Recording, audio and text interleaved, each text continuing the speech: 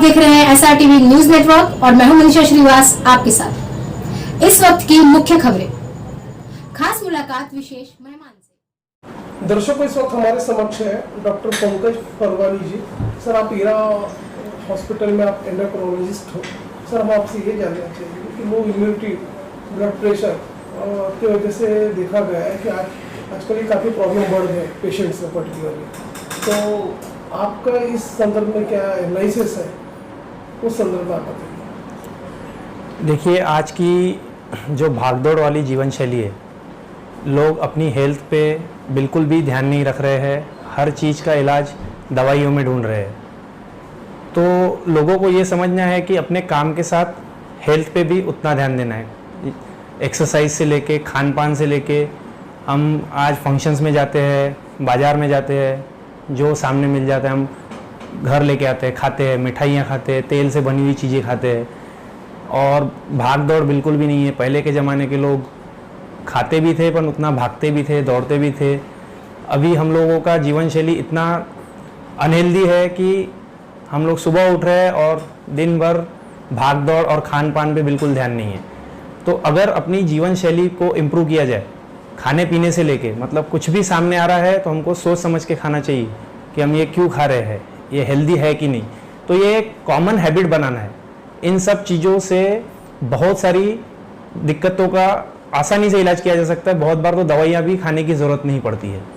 मगर lifestyle improvement के साथ डॉक्टर्स के पास रेगुलर चेकअप करने से, बीपी कंट्रोल और मधुमेह को कंट्रोल करने से लकवा आना, किडनी खराब होना और हार्ट अटैक आना, इन सब चीज़ों को बहुत आसानी से रोका जा सकता है। सर, ये भी देखा गया है कि पर्टिकुलरली जैसे कोलेस्ट्रॉल का ये प्रॉब्लम बढ़ रहा है, थायराइड दिन पे दिन बढ़ते जा रहा है। उसके वजह से काफ़ी लोगों को में देखा गया है कि जो ब्लड वेसल्स में थ्रोम्बोसिस डेवलप हो रहा है, आगे चल के उनका जैसे चाहिए रूटीन टोटली ब्रेक हो रहा है। तो उस संदर्भ में आप मुझे बताइए, जो अनकंट्रोल जो ब्लड शुगर हो रहा है, उसके पेशेंट ज़्यादा उसके शिकार हो रहे हैं। तो ऐसे में आपको क्या व्यू है? देखिए, जो अनकंट्रोल शुगर और कोलेस्ट्रॉल की दिक्कत है, तो अनकंट्रोल शुगर वो तब तक रहती है जब तक आप डॉक्टर्स के साथ कंसल्ट नहीं करते हो।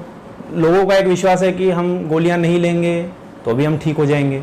तो ये एक सोसाइटी में एक गलत मैसेज पहुंचा हुआ है कि शुगर चेक करने से लोग डरते हैं, शुगर बढ़ गया है तो कंट्रोल नहीं करते। अपनी लाइफस्टाइल इंप्रूव करके, लाइफस्टाइल मतलब एक 30 to 45 मिनट्स डेली वॉक करना और रेगुलर फूड इनटेक पे बिल्कुल कंट्रोल करके खाना होता है। कहीं पे भी कुछ भी मिल जाता है और लोग खा लेते हैं। हर चीज़ का शुगर पे इफेक्ट होता है। सही मात्रा में दवाइयाँ, एक्सरसाइज करना और खान पान पे कंट्रोल करने से हम डायबिटीज़ यानी कि मधुमेह की हर दिक्कत को आसानी से रोक सकते हैं। और आने वाली जो दिक्कत है डायबिटीज़ के अनकंट्रोल रहने की वजह से, लाइक हार्ट अटैक आ जाना, लोग बोलते हैं कि सडनली हार्ट अटैक आया, उसके पीछे का कारण ये रहता है कि लोग हर 3 महीने 6 महीने में डॉक्टर से मिलते ही नहीं है। उनका कोलेस्ट्रॉल पे कंट्रोल कितना है, बीपी पे कितना कंट्रोल है, शुगर पे कितना कंट्रोल है, और खान पान में कई बार हम लोग गड़बड़ कर लेते हैं। फिर एक डॉक्टर के विजिट के बाद एक हमको इंकरेजमेंट मिलता है कि ये नहीं खाना चाहिए। तो रेगुलर विजिट करने से हम काफ़ी कॉम्प्लिकेशंस रोक सकते हैं, डायबिटीज़, ब्लड प्रेशर और कोलेस्ट्रॉल को कंट्रोल करके। सर, ये भी देखा गया कि मोस्टली जो यंगस्टर्स हैं हाई रिच फूड तो लेते ही, उसके अलावा अपना जो फास्ट फूड जो है, जंक फूड, उसका इंटेक करते हैं, हाइड्रेशन के प्रॉब्लम रहते हैं। और दूसरी बात, लो एक्सरसाइज का भी प्रॉब्लम रहती है लोगों में। तो उसकी वजह से देखें कि बहुत जल्दी ग्रिप में आ जाती है डायबिटीज़ के, डायबिटीज़ 2 के वो विक्टिम होते हैं। तो हाँ, तो उनकी स्टाइल जो है, लाइफ मॉडिफिकेशन टोटली चेंज हो गया। Sedentary lifestyle. तो इस दिक्कत को हम सामने, अगर ये स्टाइल ऐसी रहती गई लोगों की, तो हमारे देश में यंग डायबिटीज़ के पेशेंट वैसे भी बहुत मात्रा में भी बढ़ते जा रहे हैं। तो हमें स्कूल लेवल से ही, जो हम लोग जब पढ़ते थे तब एक्सरसाइजेस करवाई जाती थी, भागदौड़ होती थी, वो सब एक रेगुलर स्कूल विजिट्स दे के इनकरेज करवाना, एक्सरसाइज करना। और यंगस्टर्स को ये एक मैसेज रहना चाहिए कि जहाँ पे भी टाइम मिले वो पैदल जाए, लिफ्ट का यूज़ ना करे, सीढ़ियाँ है तो सीढ़ियाँ यूज़ करे, मॉल में लिफ्ट ना यूज़ करते हुए सीढ़ियों से जाए। और हर जगह पे खाने पीने के टाइम में जैसे वो भागदौड़ कर रहे हैं, तो एक टिफ़िन में हेल्दी घर से ही लेके निकले, ताकि वो एक हैबिट बन जाए। कोई भी चीज़ हैबिट बनने के लिए टाइम लगता है। हम लोग अभी एक साइकिल को रिपीट ही नहीं कर रहे कि एक 6 हफ्ता 8 हफ्ता एक रेगुलर हेल्दी चीज़ें खाए। अगर एटलीस्ट वो 1.5 से 2 महीना हमने एक रेगुलर में वो चीज़ कर लिया तो एक आदत बन जाएगी। तो घर से सलाद लेके जाए, उबली हुई चीज़ें वो एक टिफिन में लेके जाए ताकि उनको भूख लगे तो वो सब ना खाए। तो इससे काफ़ी मात्रा में हम फ्यूचर में आने वाले डायबिटीज़ के पेशेंट को रोक सकते हैं और बहुत सारा एक हेल्थ सिस्टम पे जो बर्डन आ रहा है इंडियन हेल्थ सिस्टम पे वो रोका जा सकता है। स्पेशली जब बात की जाए टीनेजर्स की, राइट, तो उनमें ओबेसिटी का प्रमाण काफी बढ़ गया। Yes. उसकी वजह से जो मधुमेह के है ना वो शिकार होते जा रहे हैं। Yes. और सेकंड थिंग देखा गया कि उनका जो इंटेक जो है फूड इंटेक Yes. वो थोड़ा सा टोटली चेंज हो गया। इवन प्रोटीन पाउडर भी आजकल ये यंगस्टर्स लोग ले रहे हैं। उसका इम्पैक्ट कितना बॉडी पे होता है उस बारे में बताइए। तो देखिए, ये जो मोटापे के हम लोग अभी पेशेंट्स इतने देख रहे हैं यंगस्टर्स लाइक 20 की उम्र में, 30 की उम्र में, उसका कारण ये है कि एक्टिविटी कम है और खान पान बहुत ज़्यादा है। तो बॉडी में एनर्जी इनटेक और आउटपुट ये दोनों का एक बैलेंस रहना चाहिए। अभी हो क्या रहा है कि खाना आ बहुत रहा है अंदर पर उतना आउटपुट नहीं है, तो जो एक्स्ट्रा आ रहा है वो जमा होते जा रहा है और वो चर्बी के फॉर्म में कन्वर्ट होते जाता है, जिसको हम साइंटिफिक भाषा में ट्राइग्लिसराइड्स बोलते हैं। वो जो एडिपोसाइट्स जो फैट टिश्यूज है उसके अंदर जमा होते जा रहा है। तो एक तो खान पान पे जब भी हम खाने के लिए बैठते हैं, यंगस्टर्स को एक मैसेज जाना चाहिए कि खाने के लिए फैमिली के साथ में बैठ के खाना चाहिए और तोल मोल के खाना चाहिए और घर के किचन में जो भी बन रहा है बहुत केयरफुली सिलेक्ट करके बनाना चाहिए, ना कि ऑयली चीज़ें बनाई जा रही है। सब्जियों को जो एक कच्ची सब्जियां होती है या उबली हुई चीज़ें उनको ज़्यादा सेवन करना चाहिए, ना कि तेल में बनी हुई चीज़ें और जंक फूड्स। तो इन सब चीज़ों को एक रेगुलर हैबिट में लाने से काफ़ी यंगस्टर्स का जो ये ओबेसिटी का जो बहुत ज़्यादा प्रमाण बढ़ रहा है देश में, बहुत आसानी से कंट्रोल किया जा सकता है। बट प्रॉब्लम यह है कि अभी लोगों को मैसेज ही नहीं है।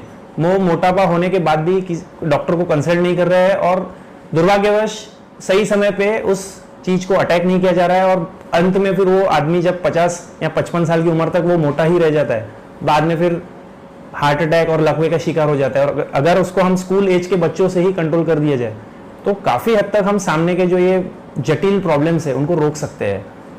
सर, अनुवांशिक जो रहता है मधुमेह जो नेक्स्ट जनरेशन में जो पास होता है, Yes. आप एक बेहतर एंडोक्राइनोलॉजिस्ट हो तो आप हमें ये भी बताइए कि उसका इफेक्ट नर्व सिस्टम पे और उसके आइस सिस्टम पे किस तरह से इफेक्ट होता है उस बारे में बताइए। देखो, अनुवांशिक जो डायबिटीज़ हम बोलते हैं कि फैमिली एक जनरेशन को डायबिटीज़ है, दूसरी जनरेशन को भी डायबिटीज़ हो जाता है। तो एक्चुअल डायबिटीज़ जो होता है एक टाइप 1 होता है और एक टाइप 2। तो टाइप 2 डायबिटीज़ मान लो किसी के माता पिता को है तो नेक्स्ट जनरेशन को चांसेस रहते हैं सामान्य जनता से कंपेयर किया जाए तो ज़्यादा। लेकिन अगर उस जनरेशन ने अपनी हेल्दी लाइफस्टाइल रखा और खान पान पे कंट्रोल रख के एक्सरसाइजेस किया तो काफ़ी हद तक वो भी अपने आप को डायबिटीज़ से पीड़ित होने से रोक सकते हैं। अगर आपको इस चीज़ का नॉलेज मिल जाए और आप सही डॉक्टर के संपर्क में आके पहले से अच्छे से गाइडेंस मिल जाए तो हम काफ़ी हद तक डायबिटीज़ के पेशेंट्स, बढ़ने वाले नंबर ऑफ पेशेंट्स को रोक सकते हैं। बाकी एक जो टाइप 1 डायबिटीज़ रहता है वो एक अलग ही बीमारी है, उसका केवल जेनेटिक कारण नहीं है। अभी जितना साइंस को समझ में आता है उसमें जो हमारे बॉडी में जहाँ पे इंसुलिन बनता है, पैनक्रियाज में बीटा सेल्स रहती है, आइलेट सेल्स बोलते हैं उनको, उसको अपनी बॉडी खुद ही डैमेज करती है और इंसुलिन की फैक्ट्री ही खराब हो जाती है उस बीमारी में, टाइप 1 में। तो उसमें केवल जेनेटिक ही एक रीज़न नहीं है, बहुत सारे इन्वायरमेंटल फैक्टर्स है। बट साइंस को जितना समझ में आया है आज तक, उस बीमारी में इंसुलिन की मात्रा ऑलमोस्ट नहीं के बराबर बनती है और वैसे पेशेंट को इंसुलिन की ट्रीटमेंट रेगुलर लेना बहुत ज़रूरी होता है। कई बार पेशेंट अपनी पाथ से डाइवर्ट होकर अलग अलग थेरेपीज के चक्कर में जाके अपनी किडनियों को खराब, आंखों को खराब कर देते हैं और तब तक बहुत लेट हो जाता है। तो ऐसे पेशेंट को एक क्वालिफाइड डायबिटोलॉजिस्ट के पास जाके अपना निदान और हमेशा इंसुलिन का ट्रीटमेंट सही समय पर लेना चाहिए और हेल्दी लाइफस्टाइल अपनानी चाहिए। इधर के दर्शक आपको लाइव देख रहे हैं, हमारे दर्शकों को आप ये भी बताइए कि ये जो डायबिटीज़ जो घातक है, लोग बोलते हैं कंट्रोल नहीं होती, जी जी, उसका रिस्ट्रिक्शन बहुत जरूरी है। करेक्ट। तो किस तरह के स्पेशलिटी अपने हीरा हॉस्पिटल में अवेलेबल है और क्या कॉम्प्रिहेंसिव उसका पैकेज है, क्या रिहैबिलिटेशन है, उस बारे में सो देखिए, डायबिटीज़ कंट्रोल में नहीं रह रहा है। आज के तारीख में हमारे पास मतलब साइंस ने इतनी प्रोग्रेस कर ली है कि इतनी अच्छी दवाइयाँ अवेलेबल है, प्लस दर्शकों ने अगर हेल्दी लाइफस्टाइल अपनाया और हर 3 से 6 महीने में सिर्फ डॉक्टर के साथ संपर्क में रहे तो डायबिटीज़ को बहुत आसानी से कंट्रोल किया जा सकता है। न्यू ईरा हॉस्पिटल में हम लोग कोई भी नया जिसको डायबिटीज़ पता चला है या बॉर्डर लाइन पे जिसको प्री डायबिटीज़ बोलते हैं, उस स्टेज में पेशेंट आता है तो हम उनका एक बेसिक पूरा इन्वेस्टिगेशंस करवा के ब्लड शुगर, कोलेस्ट्रॉल, क्रिएटिनिन जो किडनी से संबंधित रहता है, आंखों के पर्दे की जांच जिसको रेटिनल एग्जामिनेशन बोलते हैं, ये सब करवा के हम उस पेशेंट को उसी स्टेज पे जब डायबिटीज़ जस्ट पता चला है उसी स्टेज पे पर्याप्त मात्रा में दवाइयाँ और उसकी लाइफस्टाइल मॉडिफिकेशन करके सामने वाले जो बहुत महंगे खर्च और जिसमें पेशेंट की पूरी क्वालिटी ऑफ लाइफ खराब हो जाती है उसको आसानी से रोक सकते हैं और पेशेंट एक अच्छा वेयर क्वालिटी ऑफ लाइफ जी सकता है। पोस्ट कोविड सिनेरियो के पश्चात हमने ये देखा हुआ है कि लोगों की लाइफस्टाइल मॉडिफिकेशन टोटली चेंज हो गई, लोगों में अवेयरनेस आ गई। राइट। तो आप हमें हमारे दर्शकों को ये भी बताइए कि डायबिटीज से किस तरह का अवेयरनेस यंग जनरेशन रखना चाहिए, क्या प्रिकॉशंस है, उस बारे में बताइए। पोस्ट कोविड के बाद काफ़ी एक दुनिया में लाइफस्टाइल जीने का जो तरीका है वो बहुत बदल गया है। लोगों को समझ में आ गया है कि हेल्थ का इम्पोर्टेंस क्या है। अभी तक लोग बहुत तेज़ी से भाग रहे थे।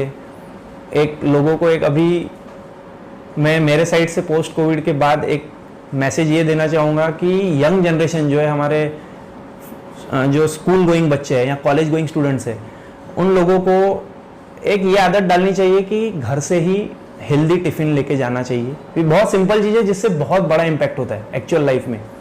और जो आज हो स्कूल या कॉलेजेस के बाहर कोल्ड ड्रिंक्स, बर्गर, पिज़्ज़ा इतने सब दुकानें हैं, तो बिकॉज वो बच्चों को नॉलेज नहीं रहता है और वो इसलिए वो लोग खा लेते हैं।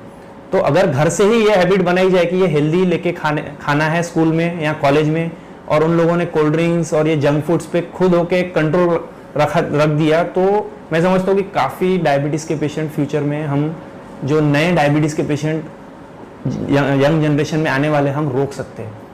तो मैं एक ही मैसेज देना चाहूँगा इन शॉर्ट कि हम जो भी खा रहे हैं उस पर 10 बार सोचना चाहिए कि हम ये क्यों खा रहे हैं, क्योंकि ये एक दिन के खाने से फ़र्क नहीं पड़ता है, बट ये जब आदत बन जाती है और वो चर्बी में कन्वर्ट होते जाता है और बाद में डायबिटीज़ का शिकार पेशेंट हो जाता है।